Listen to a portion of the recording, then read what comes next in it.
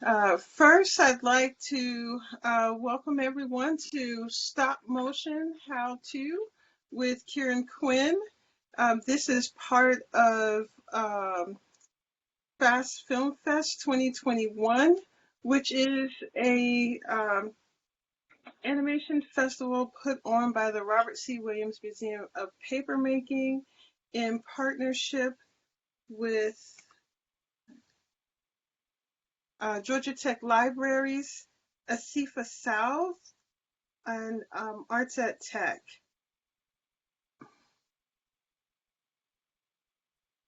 Some of you may not know what Fast Film Fest is. Fast Film Fest is original animated films, 5 seconds to 5 minutes long. They're made from paper because we are the Paper Museum. It's free to participate. You don't need any prior experience to participate. And we share the films at a screening and also on our YouTube channel. I should say that you still have time to make a film. Entries are due on Friday, March 5th. And our theme this year is Community, the World as We Know It.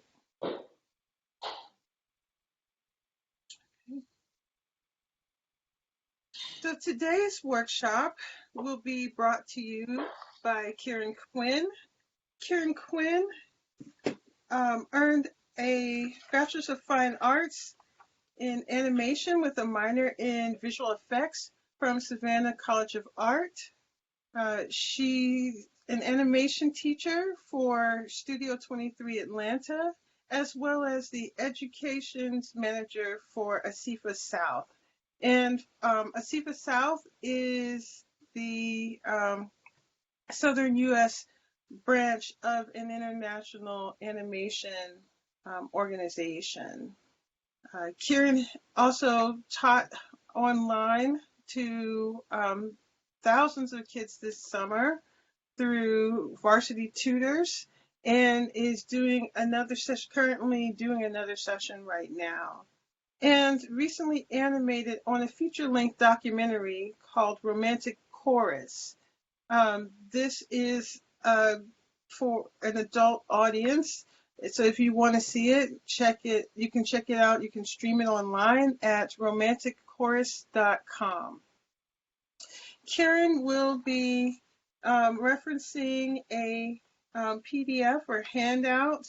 If you did not get the link for the handout when you registered, you can download that at the bit.ly address here on the screen. Let that sit for just a second. Oh, it's also in the chat, so you can grab it from the chat. And so now I'm going to turn it over to Kieran. All righty. Thank you so much, Jerusha. That was an amazing introduction. Covered all the bases. So, hello, everyone. Hopefully everyone can hear me okay. It's I have a little bit of a weird setup right now because I'm a little bit away from my computer. So, like, I have the chat box open, but like, if people have questions or anything while we're going, I unfortunately can't see it. So I might need Jerusha to be my moderator and like read things aloud as they come in. But I think I'll go at like a slow enough pace. I think things will make sense as we go. It'll be pretty easy to follow. But yeah, as Jusha's wonderful introduction said, I'm Kieran. I'm an animator down here in Atlanta. And my my specialty is stop motion animation. So I love doing stuff with puppets and paper. I have my setup. The reason I'm so far away from my computer against this green screen is because I'm sort of over in my studio setting, and makes it easy for me to sort of reach over and show you some of the weird stuff I've got lying around my studio, like this little duck friend that I made for an animation. So I like enjoying rewind. I love making puppets and stuff like this, but something I especially love doing with stop motion is doing animations with paper, which is very much what the Fast Film Festival is about because it's a paper animation festival. It's done through a paper museum, so that's very much their specialty. So of course, they go together. And in trying to pick up the puppet, I just knocked over a bunch of them, so that's why I'm fiddling off screen. Okay, hands free. So today I'm going to be doing a little demonstration of what we call a downshoot animation. And basically we'll be having a camera using some free apps, which I'm going to show you how they work and how we can download them and stuff, and using them in conjunction with. So in just a second, I'm going to swap over from this camera I'm right now and go over to my phone. So you're going to actually see someone pop in the chat, which is going to be me. I'm doing it through my phone, so you can see in the past when I've done workshops like this, I have to like pull up the screenshots of the app because I can't run it through my computer. But through this fancy setup, I can actually show you exactly what the app looks like, and I can go along through it as I go. So I'm going to go quiet for just a second while I swap over from the computer to my phone. So I apologize if you hear a bit of an echo while I hit some buttons and pull some technical magicry here. Before I get in and show you the worksheet, I want to talk a little bit about the app we're going to be using. I would pull it, let's see if I can pull it up to the my main home screen so you can see what the app's called. But you can see it up there at the top. Okay, there you go. My screen's rotated a bit. It's up there. Yeah, I know I have my whole folder called Be Creative, which is full of all my creative stuff. But right up there at the top, there's one that's a little blue icon. It says Stop Motion. And the full name of the app, if we open it, you can see it at the top right there. Let me rotate my screen again. Should probably set it so my phone automatically does this. Hold on. Come on now. Rotate for me. I don't want everyone to crane their neck looking at it sideways, so I had it just now, so let's see. Let me try something a second. Gonna pull back out, exit out of the app, and pull it back up again. There we go. Yes, it's fixed. Perfect. Okay, there we go. So the app is called Stop Motion Studio, and what's brilliant about it is that it's available across all platforms. So no matter if you have, oh yeah, I can see actually I can see the chat because I can see it up on, cool, that's cool. So yes, I have done some stuff with Lego in the past. The classes Jerusha mentioned that I teach with Varsity Tutors, we actually do, it's especially for Lego because it's for kids, and Lego is always a great way for kids to learn a bit about animation and how it all works. But basically Stop Motion Studio is really cool. It's available for free across all sorts of platforms, whether you're using iPhone or iPad or Android tablets. It's pretty much readily available on every sort of app store. So definitely go ahead, and if you don't have it downloaded already, go ahead and take a look on your app store for Stop Motion Studio. It'll probably be like the first thing that comes up if you type in Stop Motion. But yeah, once you've got it up, you will probably see a screen that looks a little like this. There are some sample movies in there sometimes. You obviously won't see like the goose or any of the things I've got in here, but you should see a screen similar to this, and literally all you're going to want to do is look for New Movie. A big plus sign, and then your camera will turn on, and we're good. You can see my hand in there. There's a little bit of a delay for me, so it's a bit surreal, but you can see my hand. So, before I start talking about the app, I just wanted to show it so those of you who don't have it can go ahead and download it. But before I do that, I'm actually going to whiz over to my camera. Hopefully it'll stay horizontal. Yes, okay, perfect. Still horizontal. You can still see my hand. And I'm going to pull out the worksheet Jerusha mentioned. And again, this should be available in the chat in case anyone doesn't have it. I've just sort of folded it onto myself so I can fit it in front of my camera here.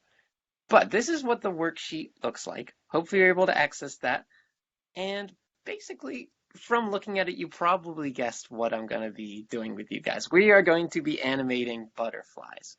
So see your blank worksheet with A, B, and C, and you probably guessed pretty much exactly what you're going to do.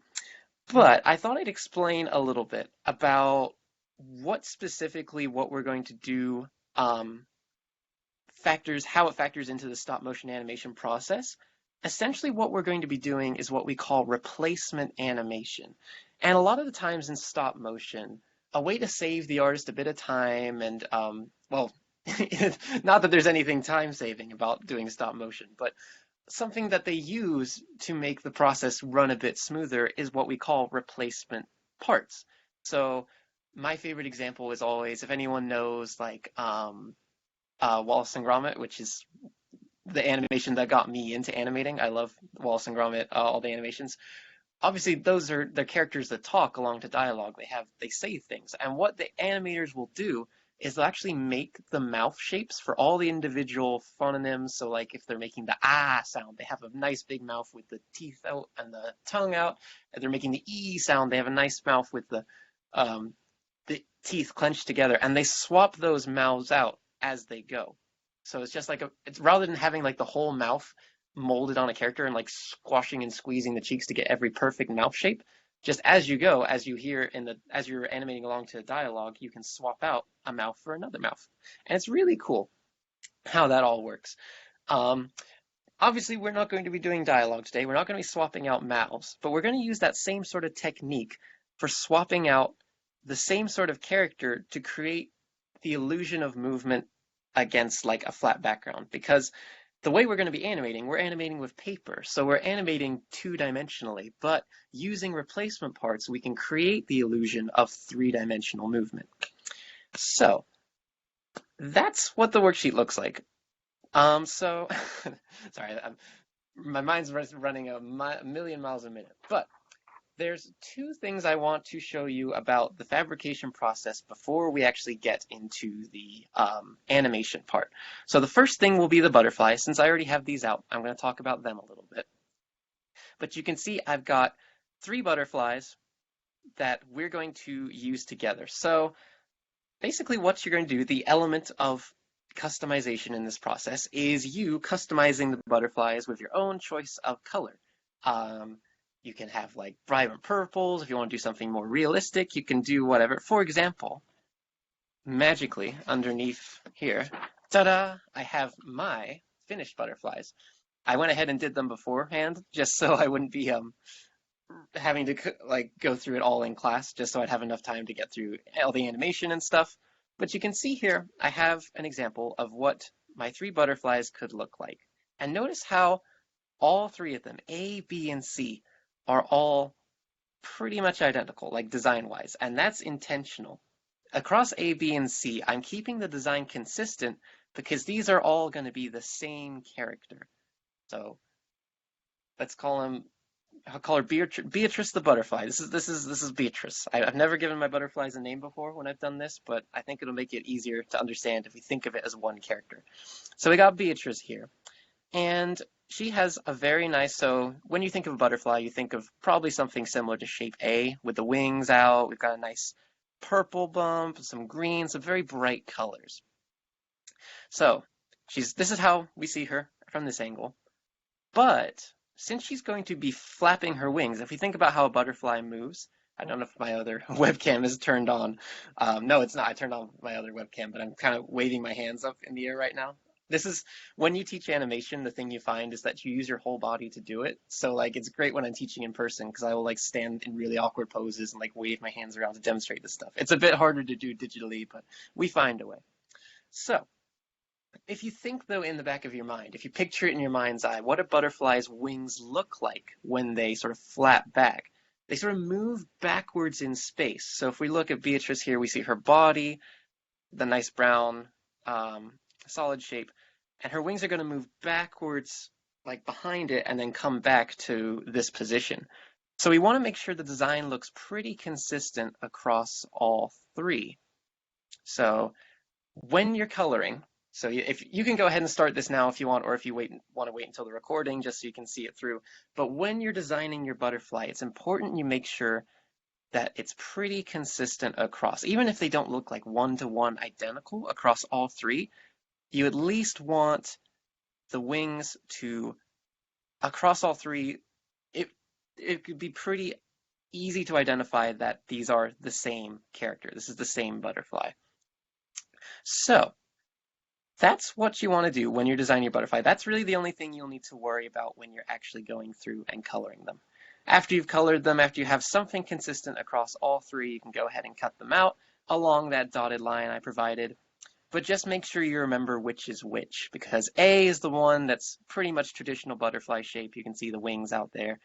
B is the one over here that's looking a little bit squashed back, not quite all the way. And then C is where the wings are these tiny little things. They're stretched all the way back. So that's how the worksheet's going to work. You can go ahead and cut those out.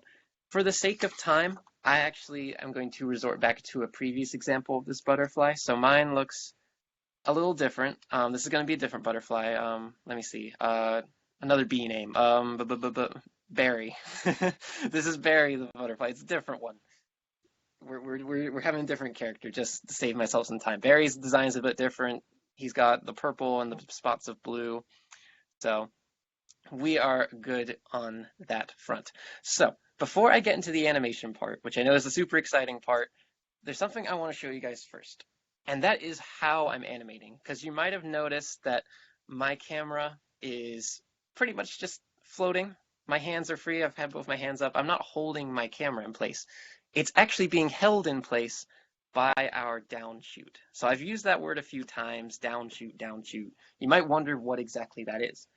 But if I very carefully, sorry, I taped my phone down, so I'm going to have to lift the tape a second. And I just took a photo. But if I very carefully lift my camera up, there might be a bit of lag because there's just so much coming through my camera at once. This is what I'm animating on. It's actually just a cardboard box that I've turned on its side. So I'm going to try and hold my camera steady. I apologize if there's any lag. But you'll see here, it's a cardboard box lying on its side, and I've cut off one of the cardboard flaps. And that makes this point right up here, where I'm tapping with my hand right now, that is where my phone or tablet, whatever you're using to animate, that's where I sort of set it so that the camera is pointing down at the other cardboard flap, which is where my background is. So underneath this sheet of paper, I'll see if I can peel it back. There you go. It's just a regular cardboard box. You can kind of see down there, it's taped in place just with a piece of tape. So it just keeps it nice and flat.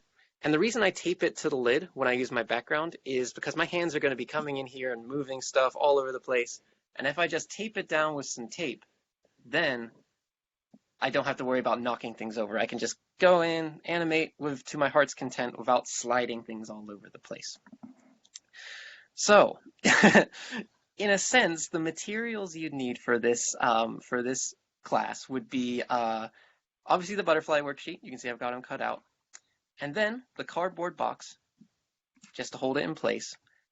And then just anything you'd like for a backdrop. I just have a sheet of construction paper, but anything that you think would make, like if you have patterned paper or even like photographs, magazine, because I know Jerusha especially works in collage, if you happen to work in collage as well. Anything to make a nice backdrop will work. You can just have it down on the back. So yeah, that's all you'll need to worry about in terms of setup. I probably should have mentioned the cardboard box earlier, shouldn't I? Huh?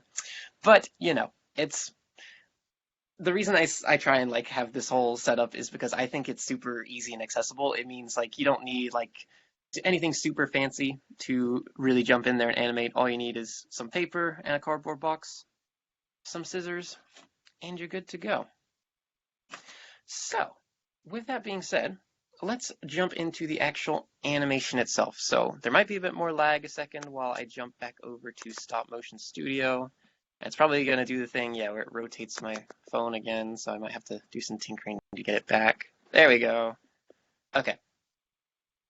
So, once you've got everything in place, once you've got your cardboard box and you trimmed the flap off of it and you got your background taped down, if you want to be like me and like make some little props for the background, I have a little tree down here, you can do that too. But that's absolutely not required. It's totally up to you. This is more just like guidelines you can follow if you'd like. So, let's jump on in.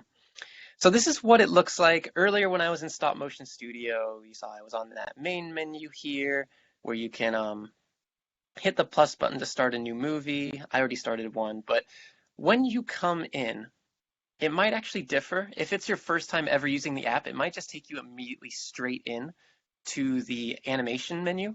But this other menu, the one you see on screen right now, is what I call the editing menu. And I call it that because mainly the stuff in here will be more concerning after you animate. It's like what we call post-production. So it's like changing the speed, maybe adding special effects and stuff like that. So we don't need to worry about that for now. When we're starting, if you aren't just immediately flung in there, which if it's your first time using the app, again, sometimes it just does that. It's just like, here, let me take you straight on it. But I've been using the app for a little bit, so I always see this screen first. So I always like to talk about it, just in case you happen to see it first as well. But when you are animating, you're going to want to come up to that big camera in the top right, and it'll take you to this menu here. So there's a few things to talk about here. Obviously, we have our big red button over there to the side. That's what we're going to hit to start animating, like start taking photos, because that's how stop motion works. It's lots and lots of photos played back pretty fast. I probably should have explained that, shouldn't I? Yes, that's how stop motion animation works. It's photography of puppets very, very slowly. But the other thing I like to talk about before we begin is this slider over here on the left side of the screen. So we probably won't be able to do anything with it for now because we haven't taken any photos yet, but make sure that slider's there. It's going to be important in just a little bit. So before I begin, I always like to sort of run through what we're going to do in the animation. And what we'll be doing here is we'll essentially have our butterfly come in from one side of the screen, maybe float around a little bit, and then come out to the other side. Sorry, it looks like I'm glitching up a little bit. Hopefully everyone saw that. But basically, rather than just having our butterfly fly in like a straight line all the way across the screen, because I think that'd be kind of boring, I always like to have them do little arcs. So you can kind of see I've already drawn mine on screen there. It's kind of hard to see, and that's good.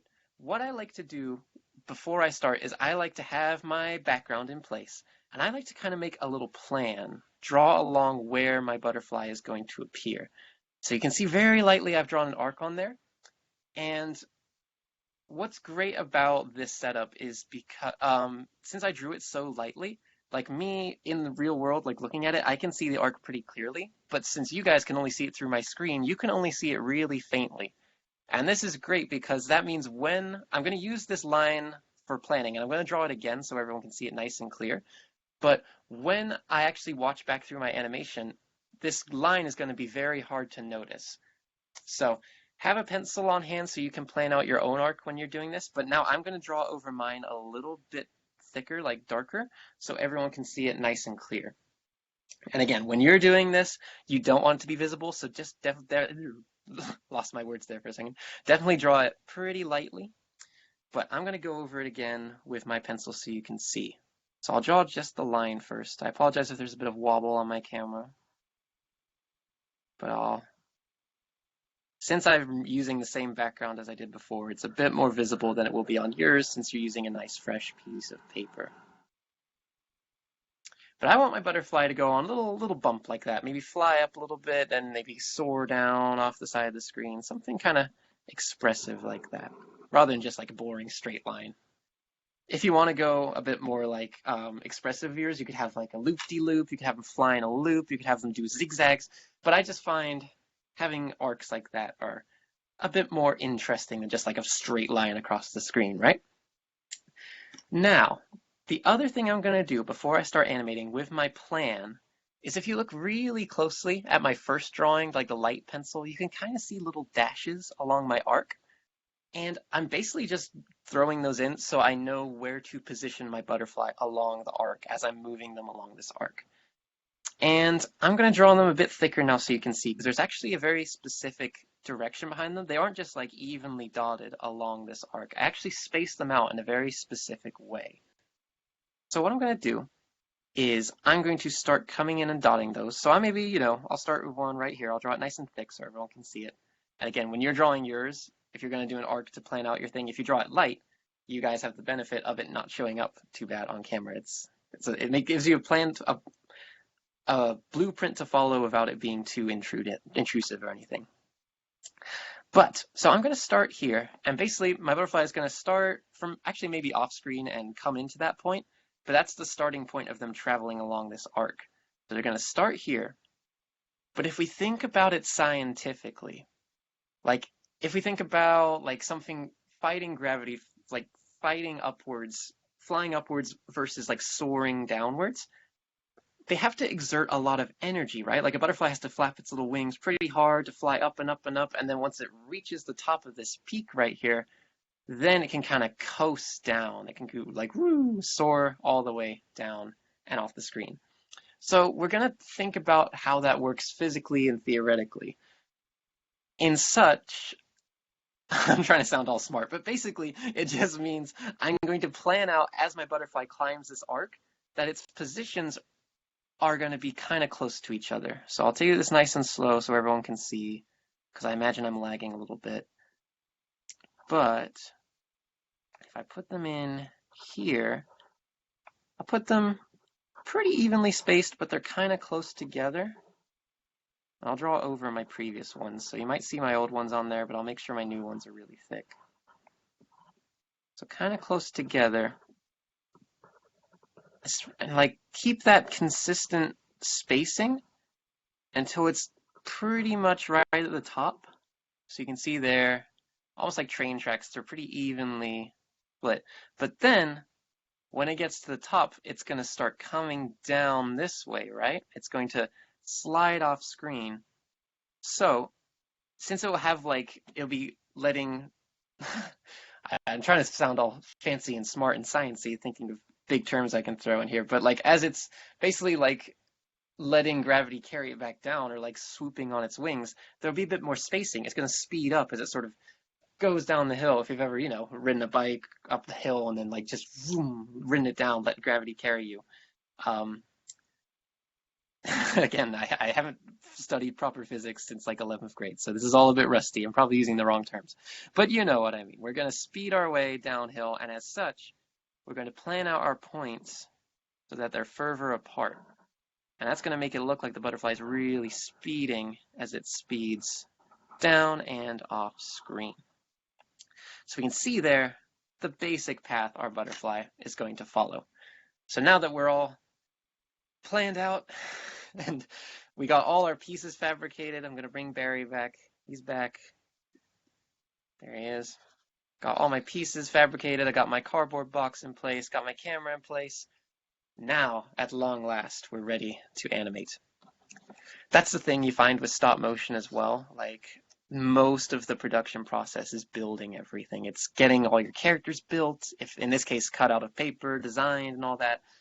When you get to the actual animation part, I mean, if you're anything like me, it just flies by. It's just like, boom, it's done in a snap sort of thing.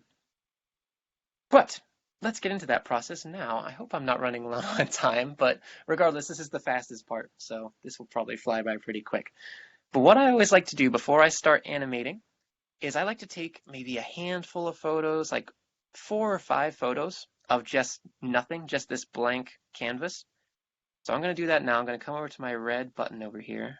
I don't know if you guys are going to hear the click sound or not, but yeah, no. But you'll see the number counter in the bottom right going up as I take photos. So now we're on frame 5 is live. So you see the 5 out of 5 in the bottom corner. That's the frame we're on right now. That's what the camera is waiting to capture. It's waiting to capture frame 5. And that's where I'm going to introduce my butterfly. And literally just by having it like poking on the edge of the screen like there. Barry's just kind of shy. I don't even know if you can see him very well because it looks like, oh, if I minimize chat, let me see. There we go. Yeah, you can see him just poking a little bit on the edge. But before I do that, I meant to explain the reason I do those 4 or 5 photos right at the beginning is because scientifically, if you break it down like how the human brain works, like animation in general is usually animated around like 24 frames per second. And usually it takes like 4 or 5 frames of animation or any visual medium, even if you're just watching movies or anything you're seeing visually, your brain usually takes like 4 or 5 frames to process it if it's going at that speed of like 24 frames per second. So I always like to have like a handful of photos at the beginning just so whoever's looking at the animation can like, their brain can like see it and be like, oh, okay, I get I see the background. Because that might sound weird, like 4 or 5 photos, really? For someone to like see nothing? But if you think about it in terms of 24 frames per second, 4 or 5 frames of those 24 frames is like a millisecond. So that, yeah, like something in that small rate of time, it's going to take our brains a second to like connect and see something. It's going to take us a longer than like a millisecond to look at something and process what's going on. So that's just my little science spiel. Enough science for today, I think. Let's just do some animation. So I'm going to have Barry right here on the edge, little wings poking on, somewhere like that. And I'm going to go ahead and take my first photo. Notice how I'm using shape A to start off with, just because I think that's nice and clear and easy to read. I'll position maybe right there. And I will take my first photo. Doop. So obviously it's going to take us a few photos until we're on that little arc I've planned. That's mainly just because of I have this tree already on there. So, oh, glad you're enjoying it, Deborah.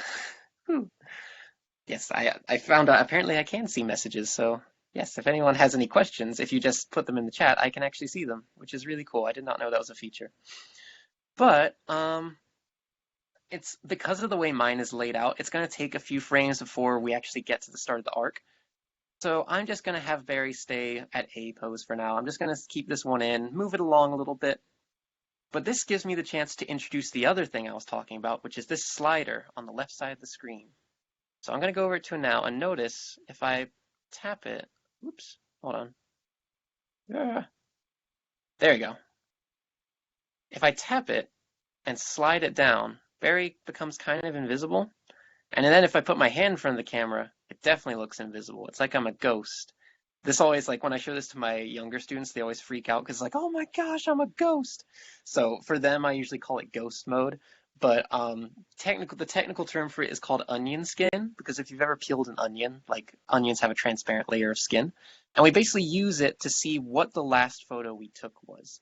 So with onion skin turned on right now, I can see the last photo I took with Barry was that one with him and his wings right on the edge of the screen, and now he's moved a little bit further, so I can see both. So I'm going to turn onion skin off so we can see just the current position of Barry, which looks good. And I'm going to take my photo, and I'm just going to move him a little bit more. So move him, so he's about to start on his climb up, something like that. There we go. And this might not come through perfectly on my end just because there's a bit of lag, but if you hit the triangle button underneath the photo, the big red photo button, you can actually see what your animation looks like so far. So if I hit play, I can see Barry sort of whooshing in there. Again, there might be a bit of lag, so I don't know if you guys can see this, unfortunately. But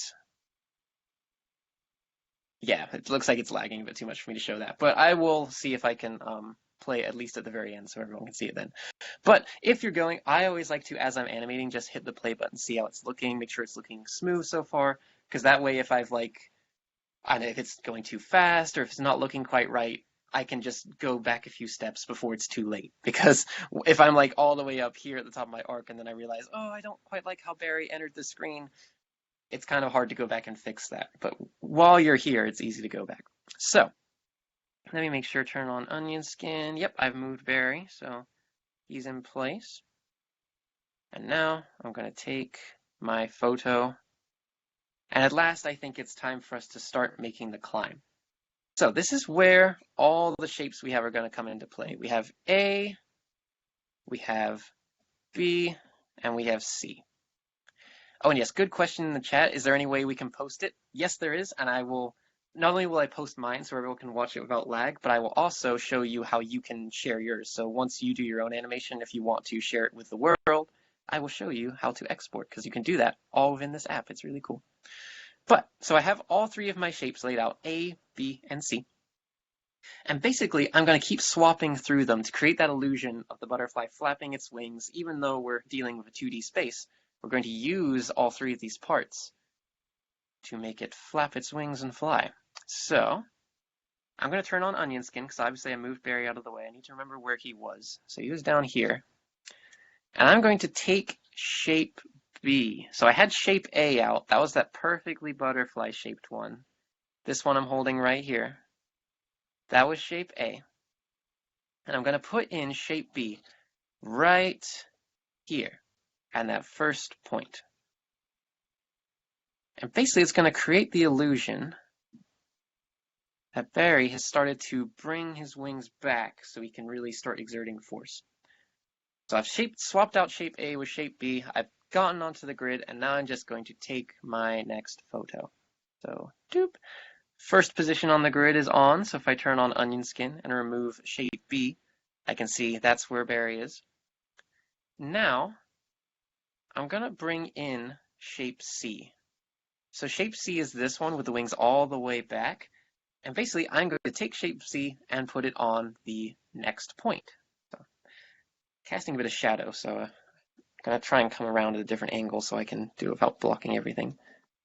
But you can see there, if you look quite closely, that first point right there, that's where Barry was last time, and now he's here. So he's moving along, and we're also on shape C now, so his wings are all the way back.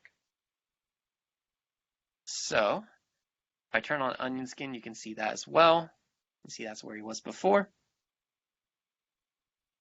And once you got him in place, you can just go ahead and take your photo.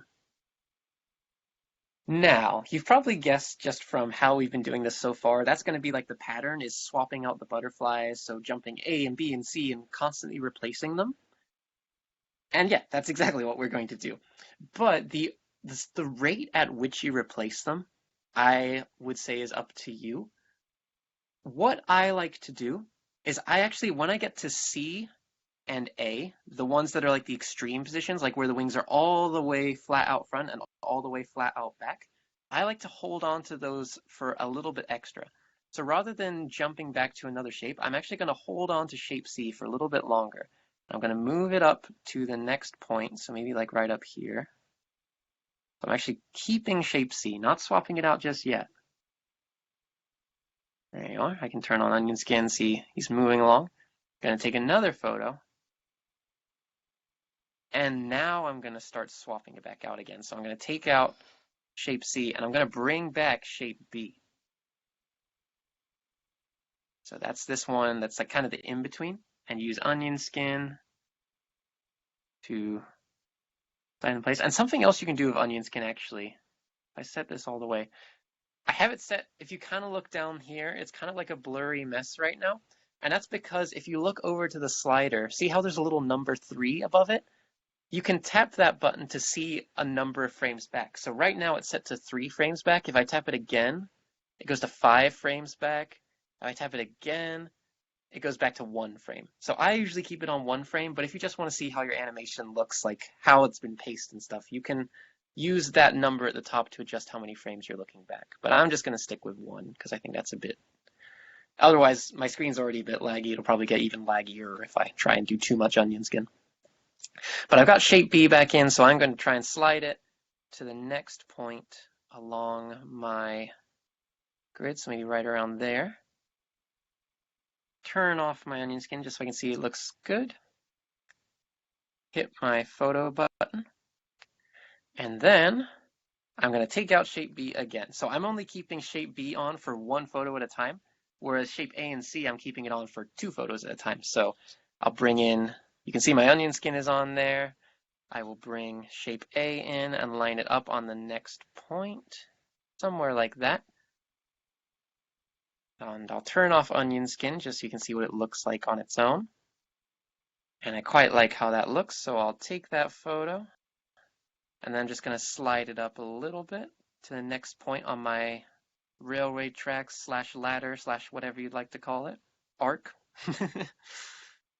And again, I'm going to hang on to shape A, this one, for 2 frames at a time, 2 photos at a time, I should say, because I want those to sort of last a bit longer, because those are sort of the real important parts of the butterfly's fluttering journey.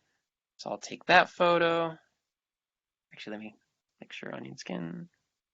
Yep. So I've got A in. So now I'm going to, again, just keep working through, take out shape A, bring back in shape B, use my onion skin to get it in place, maybe right around here. Slide it up and down. Oh, looks like I need to move it a bit more. It didn't quite move enough for my taste. There you go. Let me see if I play it now. Will it lag too much? You can sort of see it because I'm looking at my own screen through the feedback on my computer monitor. You can sort of see it starting to work. It's a bit smoother on my actual tablet device, but even through the screen playback, you can kind of see what's going on. But that looks good to me. So I'm going to take my photo. Again, this is shape B, so that means next. I'm going to get shape C in there. And we're really starting to, they're really close together because it's reaching the top of his arc. He's getting close. He's really giving it his all. He's flapping his little wings as hard as he can. He's getting up there. So you can see I've got shape C in there. I'm going to hang on to shape C for a little bit, keep moving it up. You pretty much get the idea of how the process works. Just swapping and going and swapping and going.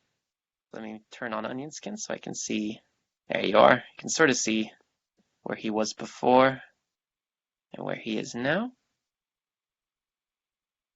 The shape C's in there. And now I'm going to, right at the tippy top, swap back to shape B to carry through. If I turn on onion skin, you can see from C to B right there. Take my photo. Then remove shape B. Bring in shape A again. That's right at the tippy top. Let me see here. Yeah, okay. So we can see it's right up there. We can turn on onion skin to see how it's going. Looking good. So I will take my photo. And here's where he just speeds out. So I'm going to try and he's going to move a little bit more as he starts coming down the hill. Coming down.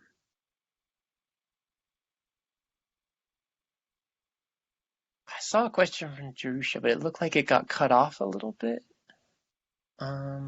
Yeah, I'm sorry, I didn't want to interrupt, but could you talk a little bit about tacking down, like if you're getting a shadow from your piece that you don't want, or like, Yeah, that's a good point. I didn't think about that. Thank you for reminding me, Jerusha. You can see a little bit of shadow up here, actually, and that's from my cardboard box. And again, that's usually because I have like a desk lamp or something shining into my downshoot. When I tried setting it up before, it got a little too bright. So like you can see there, turning on that light helped a little bit. But when I turned that on, my other camera got like way too bright. So I have this turned off for now. But also, if you are having trouble with that, like you can see there's little shadows on the edge of the butterfly, which I kind of like having little shadows in there. But if you're looking for something to tack that down, you can get something I recommend getting is adhesive tack, which I had a bunch on my desk somewhere. I know I can't find it. But it's basically like glue tack. It's the sort of stuff I used to use it when I was younger to like hang posters on the wall. Let's see, where's my glue tack gone? Thought I had everything in place, but I'm also in the middle of not spring cleaning, but like early 2021 cleaning, so everything's in kind of weird places right now. But if I find some, you probably know exactly what I mean already, because I have seen it around a lot of places. No. Okay, well, little pieces of tack are really good for, you could just like pick up your butterfly and like attach it on the bottom here. It'd be just like a little piece of blue and just like boop, and you can sort of attach it down like that. So tack is a great investment if you like doing animation with paper.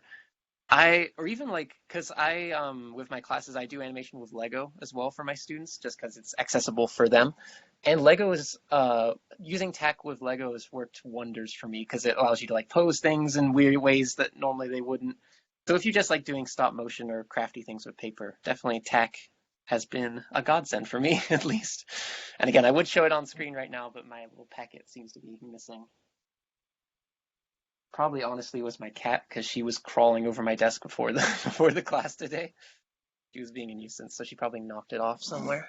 But well, such is life. So let's see how the butterfly goes down the last bit of its arc. Let me see. I've had shape A in for about 2 poses now, I think. So I'll stick with A just for now. You can see on my onion skin, that's where it was before. I'm going to slide it down to here. I'm going to have it start going down. And again, this part's going to go pretty fast. So I'm just going to have it there on that first point. Take my photo, swap it out for B. Put that a little bit lower on that next one. So you can see if I turn on onion skin right there. Gets in there. Remember, I always like to only hang on to B for like one photo. So after I've taken that photo, I'm going to take out B, throw in C there. Using onion skin, I'll slide it in there. Just like that. Turn off onion skin. Take my photo. Keep on with C for just a second. Move it down to the edge of the paper. We're getting close. I'm going to bring in shape B one last time. I think we're done with shape C because we're so close to the edge. Turn on the onion skin. Have shape B maybe right here. There you go. You can see how they're together right there near the edge of the screen. Boop. And then I'm going to take out shape B and just have shape A in. Just like we did before, so little peaks of the wings right at the edge of the screen. I'm going to turn on my onion skin so you can see that. Right there. Kind of hidden underneath the onion skin slider, but you can see little Barry's wings over there, so it's going good. I'll hit the photo. Doop. And then I will clear it out. Our screen is clear again. And I'll just, again, take maybe a handful of photos just to bookend the animation. That's real nice. Since I'm at 25 frames, why don't I knock it up to 30? Just for nice, keep it even for sake. So I'll take maybe 4 photos or so. So we have a nice big 30 in the bottom corner. So we're at 30. Perfect. And that's how Stop Motion Studio works. But let's get into the other fun stuff now. So once you're done with your animation, you're going to want to look for this little arrow in the top right corner. And it'll take you back to that first menu we saw. But guess what we can do now? We can scroll our finger along the bottom and see our animation play back. So if you hit play, you'll see it at basically the default speed, which for some of you that might be super fast, super slow. I have mine usually set to like a certain frame rate, so mine will probably look as I hope. Again, probably be a bit laggy with feedback. Yep, it's looking a little laggy there, but you can see a little bit of how that's working, and I'll make sure you guys can see the high definition render after the class today. But if it's looking a little bit too slow, a little bit too fast, what you can do is come over on the screen to this gear you see on the bottom left, kind of over where Barry is right now. There's a plus sign and a gear. If you go to the gear, you can actually see all sorts of really cool stuff. So this first one that we're on right now is called movie speed, and this is basically the playback speed. So right now you see I've got on 12, which basically means like 12 frames per second. That's usually the frame rate I like to animate on, because even though the general rule of animation is 24 frames per second, I find animating at 12 frames per second, especially for like the less professional, more fun things I've been doing, I find 12 frames per second honestly sometimes looks just as good as 24 frames per second. 24, of course, if you're doing 24 frames in 1 second, it's going to look really smooth, but you know, that's more of a professional sort of thing. When I'm just sort of doing fun stuff like this butterfly, I always like to put it around 12 frames per second because that makes it a bit easier. But if it's looking a bit too fast, you can scroll all the way back and have it be like 1 frame per second, which literally means every photo we took is going to last for a second. So if I hit that and then I hit play, you're going to see it play back really slow. Might not lag this time because it's going so slow, but you can see it come in little by little. See the wings flap. Up it goes. Very, very slow motion butterfly, but you know, sometimes that works well, especially if you want to like show how animation works. Or alternatively, and this probably isn't going to show up on screen with the lag, you can come all the way to the other end and do it at 30 frames per second, which will have lightning fast butterfly. shoom. Again, it's going so fast I don't think it's even showing on the Zoom, or on the screen. But once you've done your animation, I always like just to come back and see how it looks at different speeds.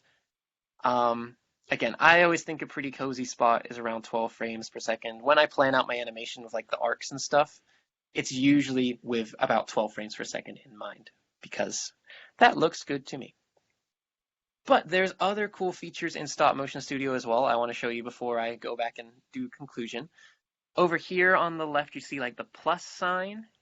If you hit that, there are options to like add in, well, it says titles and credits, but I think those are hidden behind a paywall. I'm using the free version of the app. Everything I've been doing has been with the free version. So lots of these features here are unfortunately hidden behind a paywall. But what isn't is above it, there's that little microphone. And if you hit that and you want to add like dialogue or anything or just like narration, you can totally do that and just throw it in there. It works pretty well. I'm not going to do that now just for the sake of time, but it's a pretty cool feature that's fun to play around with if you want to throw in voices, especially if you're making a film for the Fast Film Fest. That can be a fun way to throw in audio. Or yep, Coffee suggests in the chat, can you add the sound of the forest? That might be something you need to do in an external app, adding like sound effects in like that. But if you have like just voices you want to throw in, you can totally throw those in here. Something else I want to show you, and I'm seeing some good questions in the chat. Don't worry, I will get to those. Something else I wanted to show you guys, and I forgot to while we were actually in the animation app, is if you come over here to the right screen, right below that play button, you see some sliders. If you tap that, you're going to get all sorts of like camera settings. And mine has probably more than will show up initially when you pull it up on your screen. But if you come over here, like usually when you open up the app, it's going to be set to auto. And this is the only features you're going to have, like these 4 icons here. But if you set it to manual, you unlock a whole ton of things you can do. And it's really cool. I only just discovered this stuff in Stop Motion Studio because I mainly just use it for teaching. I hadn't actually done any personal films in it until I just wanted to experiment with it the other day. But unbeknownst to me, it has options for things like focus. So if I hold something closer to the camera and I come to the focus option, I can slide it so that this eraser that's much closer to the camera is like really sharp and in focus. And then the butterfly in the background is a little bit blurry. So I'll bring that back into focus. Like the focus on it is super impressive. I had no idea you can mess around with it. And there's other stuff like shutter speed, or if you want to, you can pinch in like you would on a normal camera to zoom in. But if you just want to do it with a slider, you can do it here. Slide it and get it really close. And the cameras on some of these smartphones are impressive because that's zoomed in like super close and it's still pretty detailed. So that might be really handy to use if you're doing some paper animation. And yeah, there's just some other features in here. I always advise my students, if you have like a new software, the best way to learn it is just to like kind of mess around in it. So hit buttons, see what happens. That's what I find is always fun. But when you're ready to export it and save it, you're going to want to come all the way back out to the main menu. So here I am again. This is where we started. And I actually missed this the first time I used this app, so it's always why I like to cover it. But in the top right corner here, you're going to see a select button. And if you tap that, you can come in and choose your animation. You can only select one at a time. But when you select it, you'll then have the options in the top left corner to export it. So I'm doing this through iPhone, so my export icon is like that square with the arrow pointing out of it. I think on Android it's usually like 3 dots or something. It looks a little different. But just come up and hit that button and you'll have tons of options for sharing it. You can do it as like a movie, as a GIF. You can export every single image as an image, so you have them all saved. There's tons of options. It'll vary depending on obviously what you want to do with it. I'm just going to hit like export movie as an example. And then you'll get all sorts of options for sharing. So there's like YouTube, there's Gmail if you want to email it to someone, there's all sorts of things like that. You can save the video directly to your photo gallery, which is what I usually do. So yeah, there's tons of options. And it's pretty neat, I think. If you just wanted to text someone your butterfly saying, hey, look what I made, you can totally do that. Yeah, so basically, that's how Stop Motion Studio works. It's pretty cool. And hopefully this exercise could act as a great way for you to try it out and get some experience with paper animating for the Fast Film Fest. So let me see a second if I can hop back over to the call so I can see questions, because I did see some. I'm going to stop sharing. I'm going to turn back on my camera, but so my camera is actually coming through my computer, but my audio is coming through my phone. So it might sound a little bit off, but I did see some cool questions I wanted to get to. Odessa, I'm not sure if I'm saying that wrong, but asks about, do you recommend any good free or low-cost apps that supports green screen and stop motion? Yes, there's one that's really good. I'll put it in the chat now. It's called Video Shop. And I'll actually see if I can share my screen because I think I still have it on here. I'm not sure about green screen because most of the green screen work I've done has been on my computer. Unfortunately, I haven't done much of that through apps, but let me just turn off my video again and pull up screen share on here.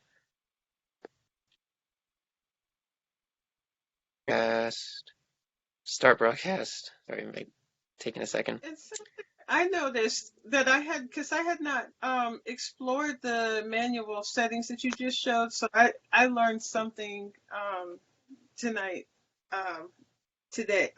But I Yeah, also isn't it? saw that the paid version of Stop Motion Studio did have a green screen option, but I haven't used it, so I don't know. I Oh. don't know if I can recommend it, but it's it is an option. Yeah, I haven't used the paid version of Stop Motion Studio. I've just been using the free one. I mean, everything else in Stop Motion Studio has been great, so I'm sure their green screen support is good too. But if you want to do like editing stuff, especially like if you want to throw in some stop motion and like just general editing, this app Video Shop is really good. So I'll just pull up my video here of my cat just because I was using this for a another class.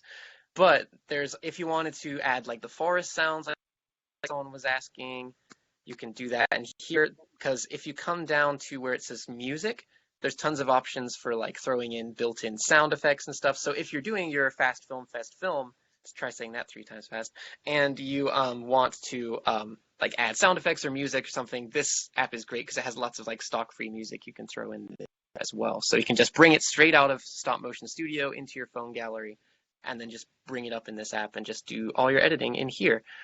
I feel like there was an option for green screen in here. It might be, again, this is another app where it has like a paywall, so it might be one of those things where you got to look for a paywall.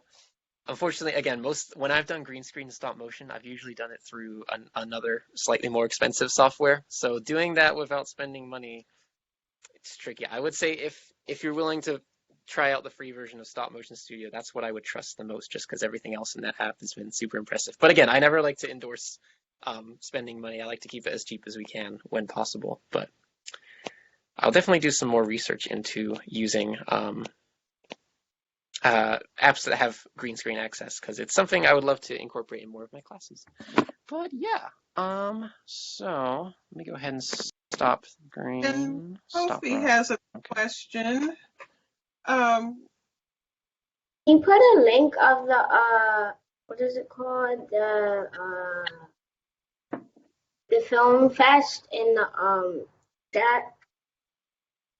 oh yes, yes, I can. Or Anna, do you mind dropping our website? Um, I'm gonna share my screen as well. Let's see. I'm glad that you asked about that. We do have a few other programs associated with Fast Film Fest. So if you want more information on post-production, like the adding audio, like Kieran was talking about, the Georgia Tech Library doing post-production to iMovie next week, Wednesday. Oh goodness, I think it's at 7. I realized I didn't put the time on here. Okay. And then we have a talk on harnessing the power of animation for social change. That will be the following week on Tuesday, February 23rd. And then submissions are due on March 5th with our screening on March 19th. And if you go to paper.gatech.edu, I think Anna, my colleague, is going to drop that into our chat. You can access all the information about Fast Film Fest. Again, the theme for this year is Community, the World as We Know It. And, that could be the world as we used to know it, the world as we'd like to know it. You can kind of stretch that a little bit. Fast Film Fest is really about just celebrating the beauty of paper and of animation. So we hope that you'll jump in. If you've never made an animation before, this is a perfect place or a perfect excuse to experiment and try something. The films are 5 seconds to 5 minutes long. So, yeah, we hope you'll give it a go. Did you want to add anything, Kieran, anything else? Not that I can think of. I saw some other good questions in the chat. I believe Esther asked, will it work with older iPhones? It should. I had an iPhone SE before this phone, which I think was, even when I got it, was a few years old. And it worked on there. So, like even iMovie wouldn't work on that old phone, and Stop Motion Studio did. So I think it should work, yes. It's been around for a little while. But yeah. Yeah, Esther, if you have SE, yeah, you'll probably be fine. So it should work. I believe I had that going on my own old phone. So yeah, but that's all the questions I'm seeing. I will try and send Drusha the final version of my butterfly just so you can see it and use it as some reference. I'll see if there's a way I can share it with everyone, just because there's a bit of lag sharing it through the call like that. But that's it for me. Thank you so much for having me, Drusha, and I hope everyone participates in the Fast Film Fest because I want to see everyone's films. So yeah. Oh, Kofi was asking, can it be done on PC or desktop? Yeah, Stop Motion Studio, so it's tricky. Like, I love the app. The one setback is that it is available on like the Windows Store and like Chromebook, but I find that version, like if you read the reviews, not only does it cost money, it's not free, but the reviews on that version say it's not as good as like the free version on phone. If you're interested in doing animation on computer, there is an app, which I'll put the name of it in the chat right now. It's called Boats Animation Software. And if you type that in Google, it'll be like the first thing that comes up. It's a free animation software that's very similar to Stop Motion Studio. It doesn't have all the really cool features, and you'd have to use a webcam, sort of like the one I'm talking into right now, rather than like a built-in camera on a phone. But if you have you don't have the option for like a phone or a tablet, Boats Animation Software is a good backup. Again, it's a bit more limited and it's a bit trickier to use, but I think it explains it pretty well when you open up the software. So that would be my backup, I'd say. But I still think I always recommend Stop Motion Studio a bit more just because it's so accessible and easy. But Boats Animation Software is a good backup. Yes, it works on Mac or PC. It's what we call open source. So, and yeah, absolutely, I will post it on the Robert C. Williams Paper Museum Facebook page. I'll send it to them so that they can post it there. So awesome. Thank you. Yeah.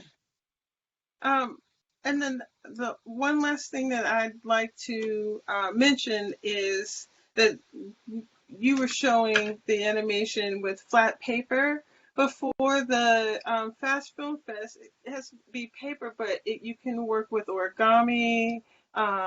You can prop the pieces up so that they're freestanding and do a forward shoot instead of a down shoot if you want.